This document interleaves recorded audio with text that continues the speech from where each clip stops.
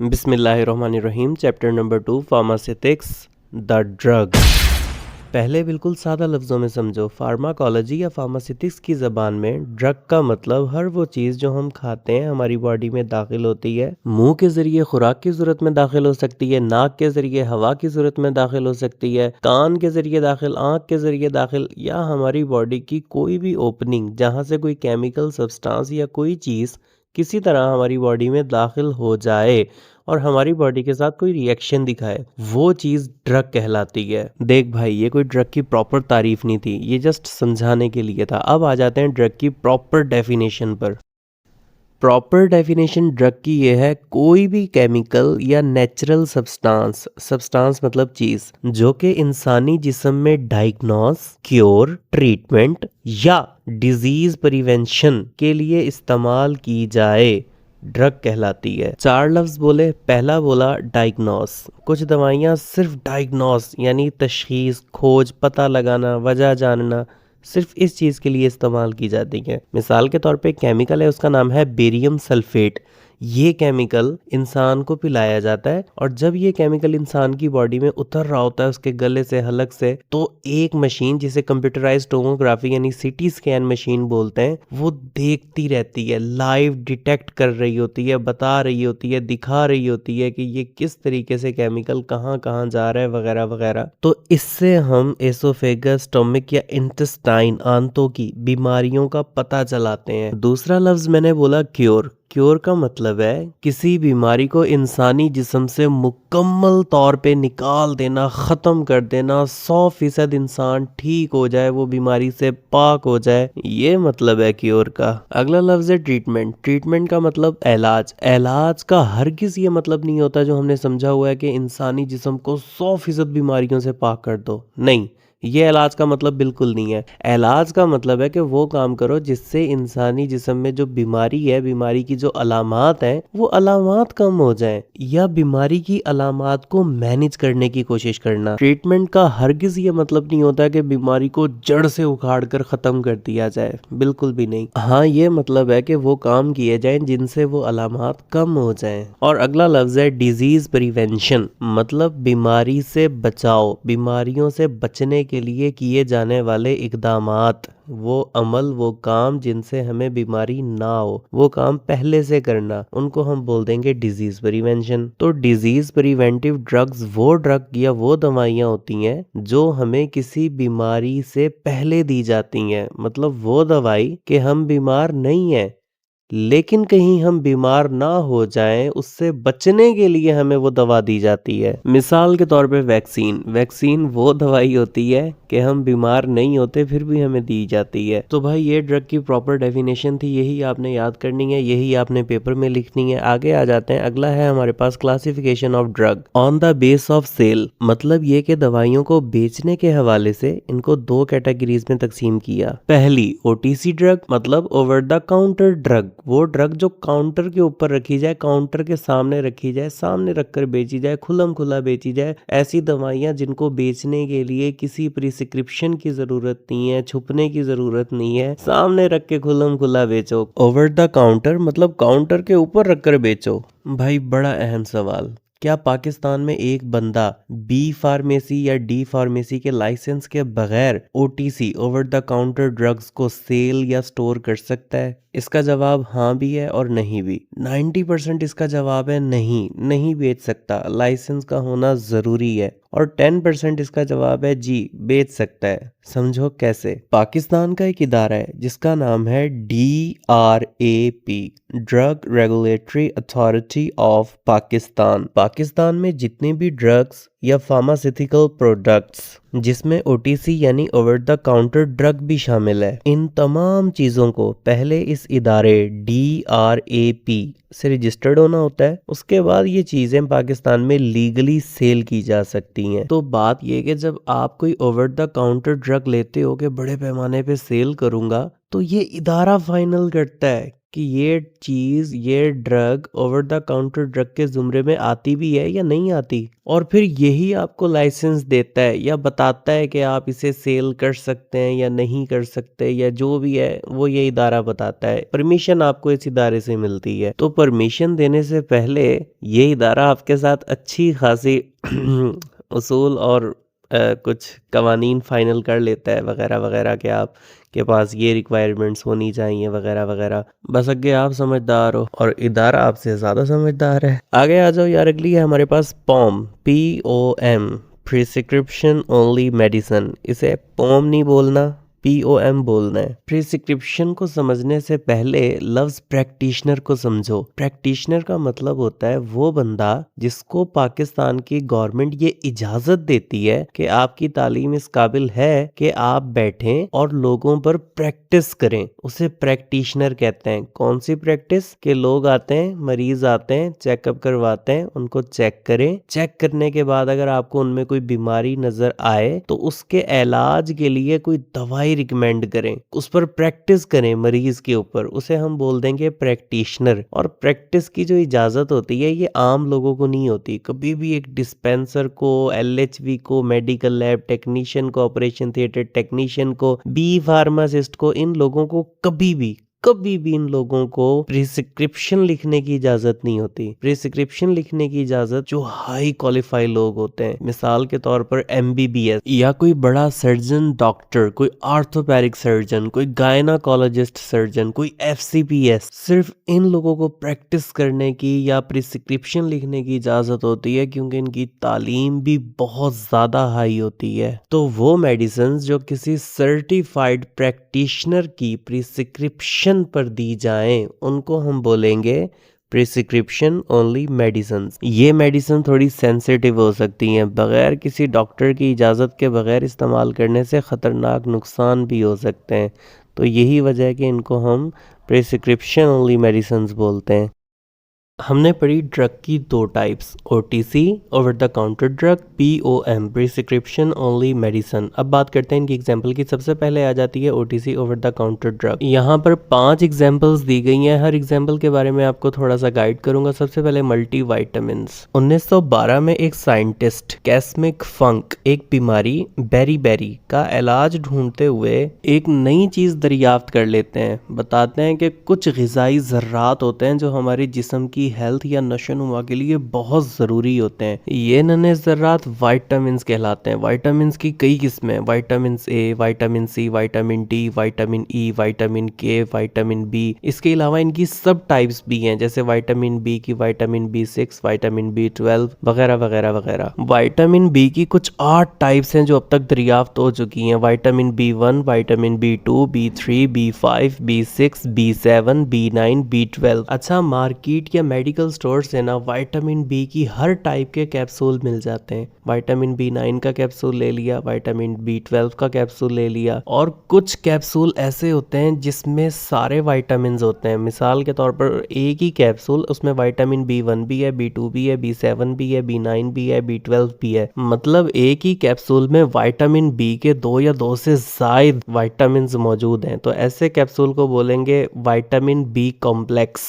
इसी तरह vitamin D complex के भी कैप्सूल मिल जाते हैं और दूसरे विटामिन के भी मिल जाते हैं। मल्टीविटामिन, इसका मतलब होता है कि एक ही कैप्सूल या एक ही गोली जिसमें मुख्तलिफ vitamin, vitamin C, vitamin D सारे इकट्ठे मौजूद हों, उसे बोल देंगे मल्टीविटामिन टैबलेट या मल्टीविटामिन कैप्सूल। अगली है हमारे पास NSAIDs, non steroidal anti inflammatory drug. इसको समझने से पहले एक छोटी सी कहानी समझो। आज से 2000 साल पहले एक पौधा पाया जाता था जिसका नाम था पॉपे प्लांट। वो पौधा आज भी पाया जाता है। खैर, उस पौधे से एक रस निकलता था जिससे नशा, अफीम, गांजा, चर्स, हीरोइन और दूसरी नशावर अद्वियात बनाई जाती थी। होता ये था कि जब भी किसी शख्स को पेन होती थी, तकलीफ होती थी, तो उसको वो नशा या नशे वाली दवाइयां दी जाती थी जिससे उसके दर्द पे काबू पा लिया जाता था। उस बंदे को दर्द होना रुक जाती थी। उसको हम बोलते हैं एनाल्जेसिक मेडिसिन। ये दवाइयां आज भी मिलती हैं। एनाल्जेसिक एनाल्जेसिक मेडिसिन वो दवाइयाँ जो दर्द को कम करती हैं लेकिन आपको थोड़ा सा मदहोश करती हैं। एनाल्जेसिक ड्रग की भी आगे टाइप्स हैं, कुछ टाइप ज्यादा मदहोश करती है, कुछ कम मदहोश करती है। हाई डोज एनाल्जेसिक देने से बंदा कोमा में चला जाता था, उसकी मौत हो जाती थी, वगैरह वगैरह वगैरह। 1971 में एक बहुत अच्छा काम होता है, एक फार्मूला जिसे हम non steroidal anti inflammatory drugs बोलते हैं, ये दरियाफ्त हो जाती हैं। अब ये दवाइयाँ बहुत ज्यादा बेहतर थी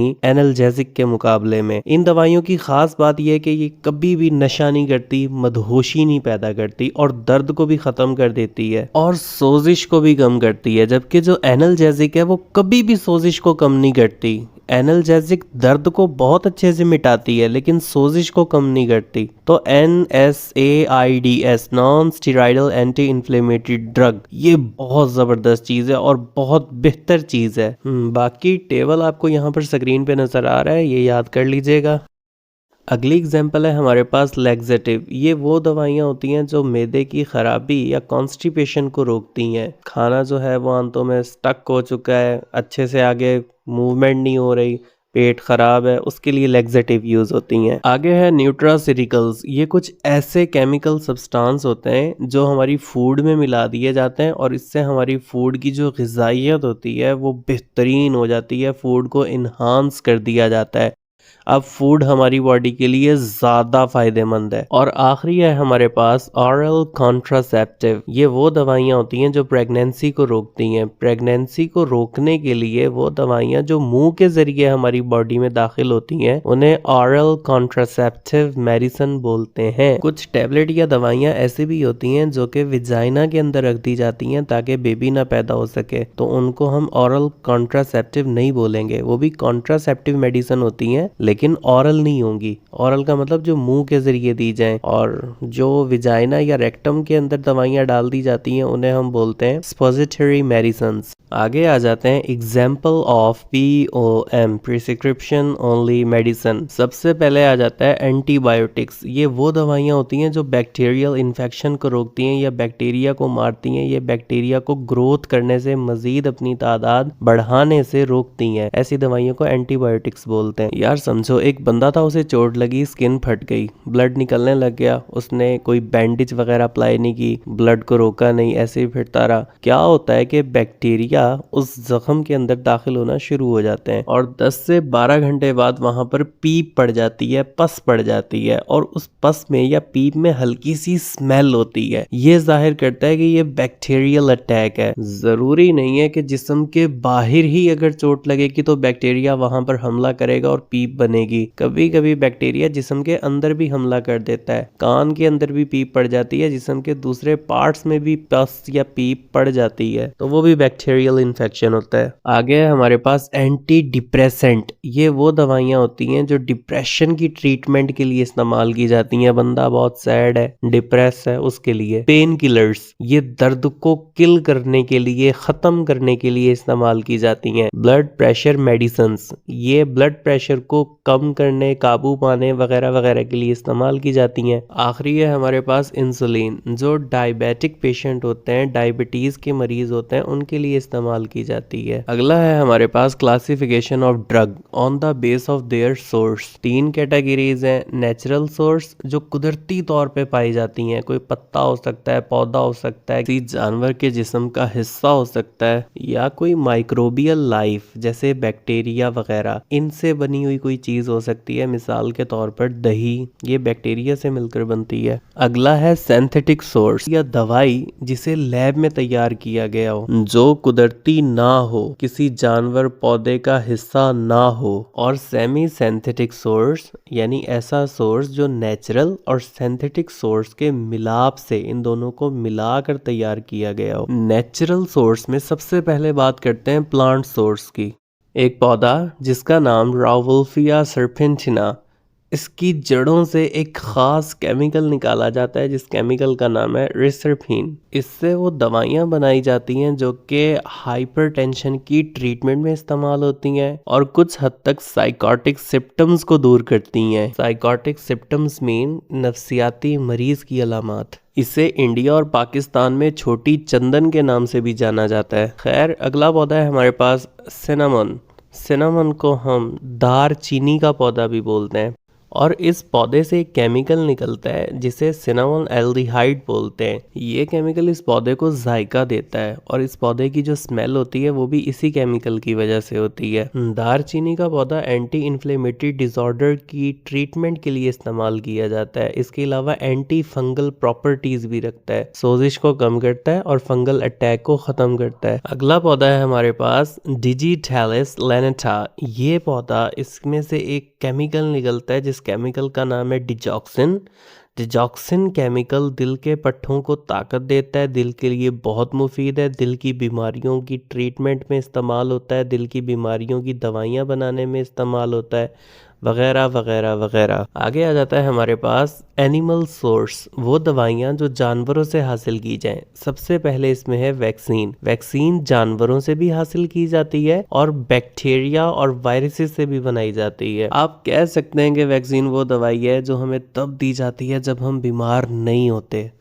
बेसिकली होता क्या है कि कुछ मुर्दा जरासीम होते हैं, ये अधमरे होते हैं, ना बिल्कुल मरे हुए ना बिल्कुल जिंदा, बिल्कुल दरमियान में कमज़ोर जरासीम हमारी बॉडी में दाखिल कर दिए जाते हैं। हमारी बॉडी का इम्यून सिस्टम, वो कुदरती सिस्टम जो अल्लाह ताला की तरफ से हमारे जिस्म में मौजूद है और बीमारियों से लड़ने में हेल्प करता है, वो सिस्टम एक्टिवेट होता है, उन कमज़ोर जरासीमों को मारता है, मारकर उन्हें भगा देता है और फिर पक्का पक्का एक्टिवेट हो जाता है, हमारे जिस्म को उस तरह के जरासीमों से लड़ना आ जाता है। अगली चीज़ है इंसुलिन। इसके बारे में समझें। हम जो भी खाना खाते हैं, जो भी मीठा खाते हैं, वो मीठा हमारे खून में डायरेक्ट शामिल हो जाता है, हमारे खून में मिठास का लेवल बढ़ जाता है। एक केमिकल जिसे इंसुलिन बोलते हैं, ये हमारे जिस्म में कुदरती तौर पे पैदा होता है और हमारे जिस्म में खून के अंदर मिठास के लेवल को कम करता है या कंट्रोल करता है। अब हमारे जिस्म में कुदरती तौर पर ये केमिकल बनना बंद हो जाता है। फिर क्या होता है कि हमें इंसुलिन के इंजेक्शन लगवाने पड़ते हैं। इस इंसुलिन को बाहर से जिस्म में दाखिल करना पड़ता है ताकि हमारे खून की मिठास का लेवल बरकरार रह सके। इस दवाई को हम इंसुलिन बोल देते हैं। और जिन मरीजों को इंसुलिन लगाई जाती है या इंसुलिन के इंजेक्शन लगाए जाते हैं, उन मरीजों को हम डायबिटिक पेशेंट बोलते हैं। अगली चीज सेक्स हार्मोन। सादा लफ्जों में समझो, सेक्स हार्मोन दो किस्म के होते हैं, primary sex hormone, secondary sex hormone. Primary sex hormone वो होते हैं जो हमारी बॉडी के अंदर पैदा होते हैं और हमें इस काबिल बनाते हैं कि हम बच्चे पैदा कर सकें। एक मर्द जो है वो बाप बनने के काबिल हो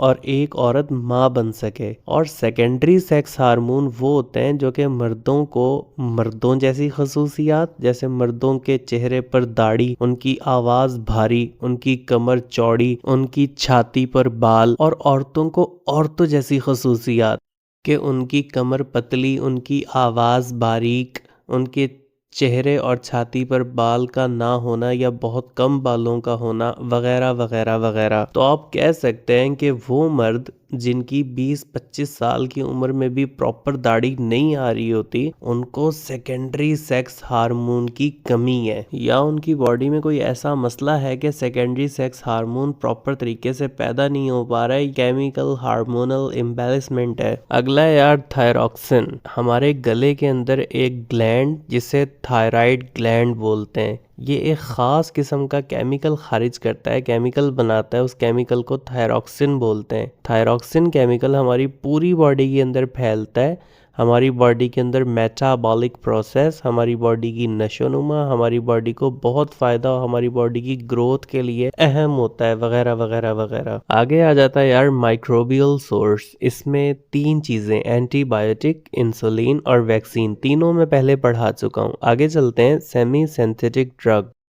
आगे आ जाता है हमारे पास सेमी सिंथेटिक ड्रग। ये वो दवाइयाँ होती हैं जो ना तो 100% नेचुरल होती हैं और ना 100% सिंथेटिक यानी लैब में तैयार की गई होती हैं, बल्कि उनके दरमियान की चीज़ होती है। इसकी एग्जांपल आ जाती है सबसे पहले हमारे पास अमोक्सिलिन। अमोक्सिलिन एक एंटीबायोटिक है, ये पेनिसिलिन की ही एक किस्म है। पेनिसिलिन दुनिया की सबसे पहली एंटीबायोटिक थी जो दरियाफ्त हुई थी। इसका इस्तेमाल बैक्टीरियल इन्फेक्शन को ट्रीट करने के लिए किया जाता है। ज़्यादातर डॉक्टर इसे नमूनिया में रिकमेंड करते हैं और आज भी अगर किसी को स्टमक अल्सर है, स्टमक अल्सर एक बीमारी होती है जिसमें आपका जो मैदा होता है इसकी दीवारें टूट टूट कर गिरना शुरू हो जाती हैं और ब्लीडिंग होती है। तो आज भी अगर किसी को स्टमक अल्सर होता है तो ज़्यादातर डॉक्टर अमोक्सिलिन को दूसरी एंटीबायोटिक के साथ मिलाकर मेडिसिनल डोज देते हैं। अगली मेडिसिन है हमारे पास सेफेक्सिम। ये भी एक एंटीबायोटिक है, बैक्टीरिया को मारती है, लेकिन इसको आम तौर पर डॉक्टर शॉर्ट टर्म के लिए यूज करते हैं। इसकी मेन बात यह है कि इसको कोल्ड, फ्लू और दूसरी वायरल डिजीज के खिलाफ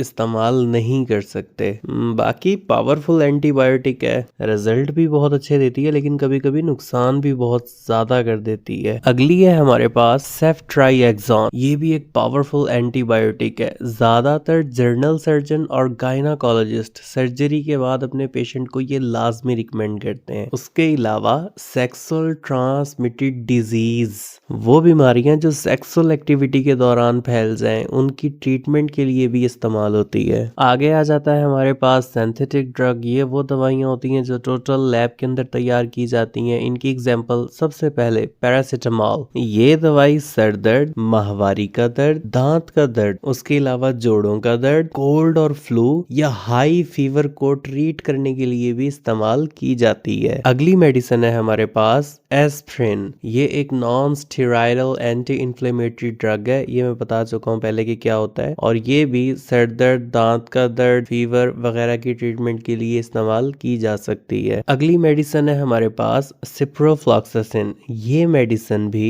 respiratory tract infection, skin infection, typhoid fever, urinary track infection वगैरह वगैरह की ट्रीटमेंट के लिए इस्तेमाल होती है। आगे आ जाते हैं। एक मेडिसिन के आम तौर पर 3 नाम होते हैं। जेनरिक नेम को समझो। जेनरिक नेम बेसिकली किसी दवाई में मौजूद एक्टिव इंग्रेडिएंट का नाम होता है। दवाई में 2 चीजें होती हैं, एक्टिव इंग्रेडिएंट और non active ingredient. Active ingredient वो हिस्सा जिसने हमारी बॉडी में जाकर असर दिखाना होता है, काम करना होता है, बीमारी के खिलाफ लड़ना होता है। और इनएक्टिव इंग्रेडिएंट वो हिस्सा जिसने अंदर जाकर बीमारी के खिलाफ तो नहीं लड़ना, लेकिन एक्टिव इंग्रेडिएंट को सेफ तरीके से अंदर अपनी टारगेट जगह या पोजीशन पर पहुंचा देना। मिसाल के तौर पर आपको ये कैप्सूल नजर आ रहा है, इसके 2 पार्ट। एक, इसके अंदर जो दाने हैं वो दवाई है, वो एक्टिव इंग्रेडिएंट है, उसने अंदर जाकर लड़ना है बीमारी के खिलाफ। दूसरा, इस कैप्सूल का खौल, ये इनएक्टिव इंग्रेडिएंट है। इसका काम सिर्फ एक्टिव इंग्रेडिएंट को सेफ तरीके से अंदर लेकर जाना है कि इन दानों का जायका बहुत कड़वा होता है, एक्टिव इंग्रेडिएंट का जायका बहुत कड़वा होता है। तो कैप्सूल का खौल क्या करता है कि हमें इस कड़वे जायके को महसूस नहीं होने देता, और ये इतना मोटा होता है कैप्सूल का खौल के जब ये पेट में जाता है तो जाने के बाद हमारा जो पेप्सिन होता है, मैदे का तेजाब होता है, वो इसको इतनी आसानी से जला नहीं पाता। हाँ, जब ये आंत वगैरह में चला जाता है कैप्सूल, तब तक ये खुर जाता है। इसको बनाया इतना मोटा जाता है कि ये आंत में जाकर हल हो जाए। तो ये काम होता है इनएक्टिव इंग्रेडिएंट का। तो जेनरिक नेम किसी दवाई के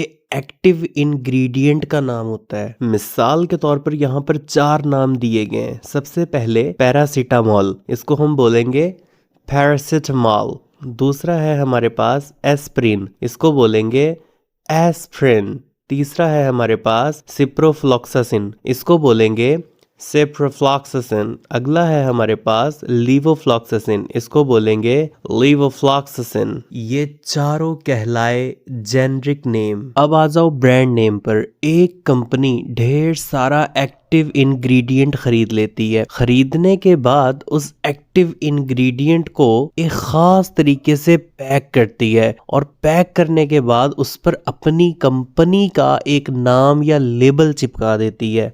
उस नाम या लेबल को हम बोलेंगे ब्रांड नेम। ब्रांड नेम कुछ भी हो सकता है, जो कंपनी के मालिक का दिल करेगा वो ब्रांड का नेम बना सकता है। और ब्रांड के बारे में याद रखना, ये उभर भी सकता है और टूट भी सकता है, ये खत्म भी हो सकता है है, जेनरिक नेम कभी खत्म नहीं होता। आज कंपनी बड़ी तरक्की कर रही है तो हो सकता है कि ब्रांड छाया हुआ है, ब्रांड है, लेकिन जरूरी नहीं है। ब्रांड टूट भी सकता है, कंपनी तबाह भी हो सकती है, खत्म भी हो सकती है। ब्रांड नेम की यहाँ पर कुछ मिसालें दी गई हैं। सबसे पहले पैरासिटामोल, ये जेनरिक नेम है और इसका ब्रांड है पैनाडॉल। दूसरा है एस्प्रिन, ये भी एक जेनरिक नेम है और इसका ब्रांड है डिस्प्रिन।